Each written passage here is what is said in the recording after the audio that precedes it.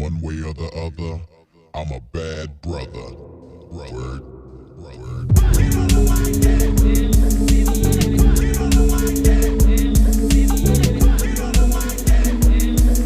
To do the summer jam, I was begged to come to Hot 97 because I had a hot new record that nobody wanted to support except for the streets, and it was told to come there and save Angie Martinez's job, and I was told to come there and help the ratings at Hot 97 by Flex, you know, and the rest of the crew over there. But I'm here to let my people know, you know what I'm saying, all my hip hop community people know that I was dissed this morning by Hot 97 and told that what I couldn't do on the show, which is really outrageous and really shows that the wrong people are in power.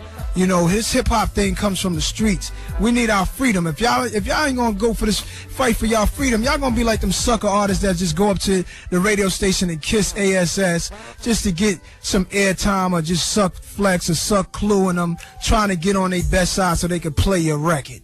Come on, man. Take hip-hop back into your own hands, man. Throw a party in the streets for free. You know, make it safe, man. Hire the Nation of Islam or somebody to protect it. It's time that we take it back into our hands, because when it's being held in bondage and slavery, it's really a big smack in the face to hip-hop and all the people who love it, man. You know what I'm saying? You're going to tell Nas, me, myself, what I cannot do on a Summer Jam stage when it's been done. The same acts have been done 4 or 5 years in a row. 4 or 5 years in a row, and last year it happened to be the diss was toward me by Jay, and he was all high and mighty. Right. Then I dropped the ether napalm bomb, and the whole crew was running like roaches, and now you got this station over there crying because he lost. Unanimous decision, he lost. And they played his records like he was dead, like it was a Jay-Z memorial. You know, not saying he was, don't get me wrong, y'all. I'm not wishing that on any man, and that's my brother, but I'm saying You're just looking for a fair play. A fair play, and it's really out of hand, y'all. I'm not going for it. It's not going to happen. It is just a perfect opportunity. You have the alternative to choose any radio station you want to choose. And Power 105 plays everything. Old school, new school. If you want to listen, you know what I mean? Pimp Juice, Mike Saunders, Pimp Juice. Yeah, big up to my man Mike right here, who let me come up here. Big up to my man Donnie Einer, everybody at Columbia Records who's totally behind my back. David Belgrave, everybody, the we whole behind troops, you, man. Nas. The And streets is especially behind right you. here. Because you know what, after this, you probably ain't going to hear none of your records over there. But it's okay. You know why? We have over 1,200 stations, and we're going to hold you down. I know Cole's going to make a few calls. Mike's going to make a few more calls. Yo. I'm going to two-way a few cats. Calling to come, because we definitely appreciate this. This is what it's all about. This is real hip-hop, y'all. This is not synthetic hip-hop. This is not synthetic. I have my freedom of speech. I'm going to say what I want. I'm not worried about a record. I turn on that station, I hear people, rappers on there, talking about their record sales and all. I mean, that's played their rims on a truck. I mean, what does that have to do with our community? What does that have to do with anything real? Let the rappers talk about it on their records. I don't want to hear about rims on a truck. I don't want to hear the radio disc jockey making records. That's terrible. I want to hear true hip-hop music, man. Nah, for real, man. I mean, you know, this is real, true. man. That's why you guys got to realize, I ate it. They had a takeover show, and that was the song, ladies and gentlemen, the whack record Jay had, trying to come at me. They named the whole show on that station a takeover, and I ate that. They didn't worry about my feelings. They didn't worry about my feelings when he made a record dissing my daughter's mother with derogatory things about women. And Two records. Jay just making records about how much he hates women, which is really makes me curious. You know what I'm saying? And I'm sitting here and they just support that and support everything he does. But when Nas, Godson, answers him back, they team up with the evil. See, it's a whole evil empire funded by a bunch of other evil empires, Def Jam one of them, that's giving them money to play all their artists' records. Meanwhile, the struggling artists have to try to recreate records that sound like Jay, and they're destroying themselves. They don't. If you listen to 90% of the rappers, they're not even creative. Pick up a Stillmatic album, listen to the song Rewind, listen to the song What Goes Around Comes Around. You know what I'm saying? Listen to one mic. Listen to one mic, my people. You know what I'm saying? Let's get real and be creative. I buy these people albums. You know what I'm saying? And they ain't talking about nothing from Cam to everybody. I mean, I like Cam and everything. He's a good lyricist. But the album's whack, man. You know what I'm saying? Y'all brothers got to start rapping about something that's real, man. You know what I'm saying? My man Nori, man. I love you, Nori. Step your rap game up, man. I'm tired of Nelly. You trying to battle KRS-One? Don't follow Nas, man. You can follow Nas if you're gonna be creative, man. Godson is, yo, my next album coming out to school a lot of rappers on how to be a man. Cause these brothers got, they let Flex and them dictate what's supposed to be hot. That's why I'm here to let y'all know why I'm not at Summer Jam. I ain't no sucker, man. I'm right here. I'm made from Queens. Wait a minute, let's give Nas a round of applause. To all my I can't continue. And Kaiser had a heavy hand in what... That was the rumor. The rumor was that Nas was going to come out, and Mike Kaiser had people set up to... He's supposed to hang Jay-Z. He's supposed to hang him. I remember. This was in the middle of the war. I have no factual proof. Remember, I said the rumor You mean like is, an image of that? No, they was going to hang like a dummy of him.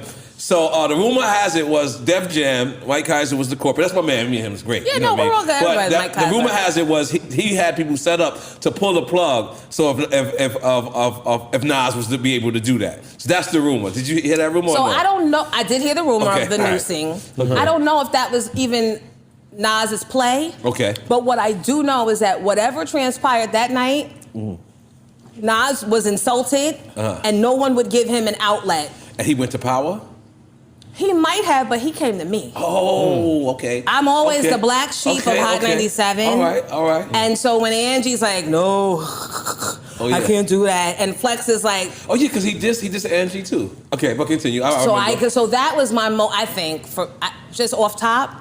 And this was in person? Mm-hmm. Okay, he came to Hot 97? I let him come. Oh, wow. Yeah, I let him come. He was the only one where he was the black sheep, you was the black sheep. He was basically banned. He went to another stage and said, fuck them. Yep. You know what I mean? But I let him use my... Because he was frustrated and... Come on, that's QB. I'm Astoria. You left right. Come on. Please get the money. So all right, so let's just describe this interview. So he's pissed off. He didn't get a chance to perform at Summer Jam. Right. He goes to this other station, he says whatever, but now this is his first time explaining himself to not only you, but to the tri-state area and New York. So what was his explanation why he didn't remember? I think at that point he was in shock, I was in shock, and I think his mind was just spinning about what his reaction should be. You know, Nas is very... I don't want to say calculating, but he's a thinker. He's not a reactive person. And as it might seem like he's just reacting, he's always got the next 3 steps ahead. So he's talking, but he's still keeping it cool. Like a chess player. Right. The best chess player. Right. Yeah. Peace, black man. Peace, black man. Good to see you, man. Morning. Good to be here, man. Love the show, man. Thank you, man. Let me just say, man, before Miss Jones takes it over, you are truly welcome here, my man. I appreciate that, man. You are a pioneer in the game, and please understand that there's no disrespect towards you. I'm just not going to partake in the interview because of a certain element out here that, you know, could quite possibly take this whole beef situation the wrong way. I got you. I know you did not initiate nothing, and that's why we said, yeah, bring him through. He deserves to be here. Thanks, man. But these speckled Negroes, 1 minute they love me, 1 minute they hate me, and me and this young man right here have 40 movies to make. Oh, yeah. But you are welcome here, man. That's from the heart. It's good to be here. Yeah. Take it away, Miss Jones. It's good to have you here. Thanks, First, let me just say, QBL! Yeah. If y'all forgot, now remember, I heard you on Flex's show the other night. Okay. And you're talking a lot more now. Yeah, we had to talk. I had to talk a lot, man. Right. It's like, it's an issue that's it's affected New York and the whole country, you know, the music, and didn't really want nobody to get it sideways, you know. At the end of the day, you know, that's my brother, and it's about, you know, peace. And, you know, we did our battle of the minds on wax, but let's keep it peaceful and positive. Right. Now, I don't want to beat around the bush because people have been waiting to know. What prompted the whole Nas Jay-Z battle on wax? It's crazy, man. It's like I've been talking about this for a while to a point where, you know, it's crazy. But I gotta say, it's just really hip-hop. It's always been the essence of hip-hop that two brothers would clash on the mic. You know what I'm saying? Right. I just think I think it just had to happen. You know, I don't know why God chose us to go at it, but it just had to happen. Now, I read in an article you said that a while ago you were at a Steve Stout event, and he was talking to you saying that he felt that Big was good, but that he was better or had surpassed Big. Yeah. And I guess basically he was having a conversation with you, and you didn't feed into it so much, but then he turned around and flipped on you. Well, we talked about what would happen because we knew that the tension was getting hot in the streets about me and him. And we talked about what would happen, and basically I was like, you know, my thing is I don't want this to, you know, go into the streets with you know, in the jail system, and you got on the streets or in the schools with the young teens that don't understand what this is about. At the end of the day, Jay's driving off in a Rolls Royce and Nas is doing pretty much the same. So we're not fighting each other. We're not at each other's throats or anything like that. It's a hip-hop battle, but being that we at a certain status, so-called status, it's going to be looked at on a bigger level, and people might take it the wrong way. No, we had to air out our differences, you know what I mean? And that's it. That's where it stays, you know? And brothers I think we just did a good thing by letting brothers know we meant about this, and we going to keep it, you know, in a manly way and not let it go into no ignorance or nothing like that. Right. Now, you said on Flex's show that one night he was up here on the station and he was talking about you, or you thought he was talking about you, and you paged him on the pager, and he paged you. And I paged him. I said it's all fair, love, and war, because they were trying to get at me on the radio. Right. And he told me, you know, he said he sent me a number, and I called Dog, and he basically, we you know, we was trying to keep this thing cool. We was trying to keep it cool, but it came to life. Right, right. And then the whole, when he came at Prodigy, you took that personally because you felt like if he came at Prodigy first, you'd be next. I felt that way, but he said my name. Right. See what I'm saying? At the Summer Jam. When he came at Prodigy, that's one thing I knew why he did. That's their business. Of course, I'm going to feel a little bit funny, but I know Prodigy's his own man. He said my name, and that's really what got me into it. Right. Now, when he said your name, did you automatically say, oh, I'm going to come back at him, or did you try and let it go, and it just kept bubbling and bubbling? And Nah, I definitely said I got to get at him, but not just the next day. Right. Wouldn't be fun. You know what I'm saying? Right, right. I wanted to really think it out and do it right. All right. Plus, I had an album. I was working on my album that's out now, Stillmatic, and I said, Dag, I don't want this to. Yeah, Stillmatic is out, y'all. in stores? Yeah. I didn't want that to take me away from our focus, and it didn't. You know, Right. I just did one song going back at him, and that was it. All right. All right. I'm going to ask you to open up, loosen up a little. Okay. And I get a little deeper. Will you let me? We here, man. All righty. We here. It's 7:40. Nas is in the house with us. Call up with your questions. It's Hot 97. Thursday, December the 20th, 2001. Nas is in the house. Yes, sir. Nasty Nas. Nas Esco. Yeah. And then what was it? Nostradamus? Nostradamus. Ask him about that Nostradamus thing, Miss Jones. Come on. Come on, Star. All right, I'm asking you. You ask him. Come on, Star. Please. I'm sitting back on this. I know. Just please, just. Can you explain to these young folks, Nas, who Nostradamus was? Michael Nostradamus was Italian. Yes.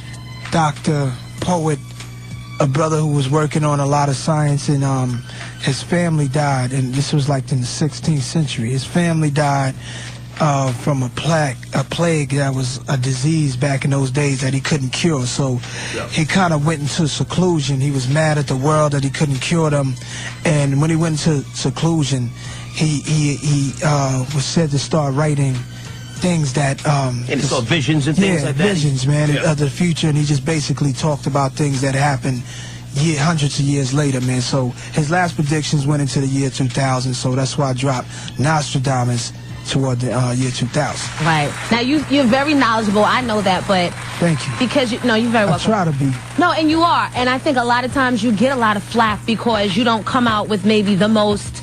you don't come out with what your fans may be expecting all the time. Right. And then they say, Nas lost it. Or, Right. have you heard that? Nas All ain't the the same. time. But it's just, why do you think they would get that feeling from you?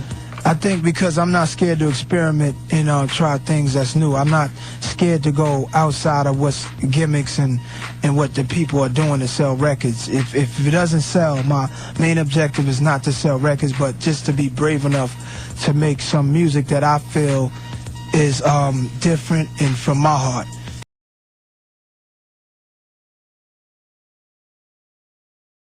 Flex was like, when the Ether thing happened, he was like, Ange, we got to bring Battle of the Beats back for this thing. And then, so we did that and it was Ether versus Super Ugly. And of course,